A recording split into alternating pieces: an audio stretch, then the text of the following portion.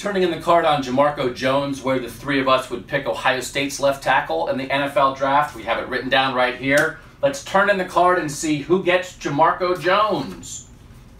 Whoa, I dropped Whoa, through his. It's exciting. Ooh, I might have gotten it. You did. Where'd you? Oh, I'm so high on him. Really high. Number 69. Nice. Jamarco Jones to the New York Giants. They need a tackle. Looking at different rankings, he seems to be between like the 6th and 8th best tackle. I don't think it's a great tackle class. There are not tackles that people are talking about in the top 10 like they usually are. So I think tackles could fall. But it's sort of the reverse of a guy like Jerome Baker. I think Jamarco Jones, and Tim can talk about this, didn't test well. I think he has good film. I think he's a productive left tackle. He has 2 years of film at Ohio State doing his job. And doing his job play after play after play. And I think that's good enough to maybe sneak into the back of the 2nd round if there starts to be a tackle run late 2nd, somewhere in the 3rd, and that group of tackles starts getting taken. Maybe late 2nd. This is kind of early in the 3rd, and I think that's reasonable for a guy who I think is a good football player. I had him 96, so that would pair him with Jerome Baker.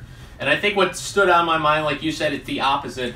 You're pairing him with Jerome Baker in your imaginary world, where you drafted both of them to the Buffalo Bills. Yeah, well, Buffalo needs an offensive tackle. They traded theirs to switch spots with Cincinnati in the 1st round of the draft. And Doug alluded to it, Jamarco Jones did not test very well. In fact, his SPARQ score puts him at just 1.2 percentile among offensive tackles, which is obviously not very good. But where he makes up for it, we're going to use a basketball term when I say this, wingspan, 7'1" 1/4, 7'1" and 1/8 inches. Get your 8th straight, Tim. I'm just kidding. That's long for a guy who's only like 6'4", right? Yeah, that makes up for a lot. And again, good film for 2 years. When you don't hear an offensive lineman's name mentioned for 2 years, that means he did a good job. And I thought Jamarco Jones did a very good job for 2 seasons.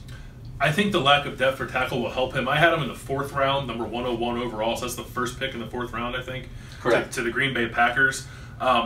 He's probably a little better than that, but I don't know. I don't think he's a left tackle in the NFL. Really? And I'm not totally sure he's a tackle at all in the NFL. Now, that hasn't been much talk, I think, about him possibly kicking in to play guard, but he's not big enough, in my estimation, to play tackle in the NFL, and he doesn't have the athleticism to help him make up for that. The wingspan is good, and I think his tape at Ohio State is solid. It's certainly not bad, but I don't know what on the tape sort of wows you. I just think he was a 2-year starter, and he was a very good 2-year starter, but he is not an elite offensive tackle, which is why I have him this far down in the 4th round. Jack Mewhort was a very good left tackle at Ohio State, a 2nd round pick, guard in the NFL.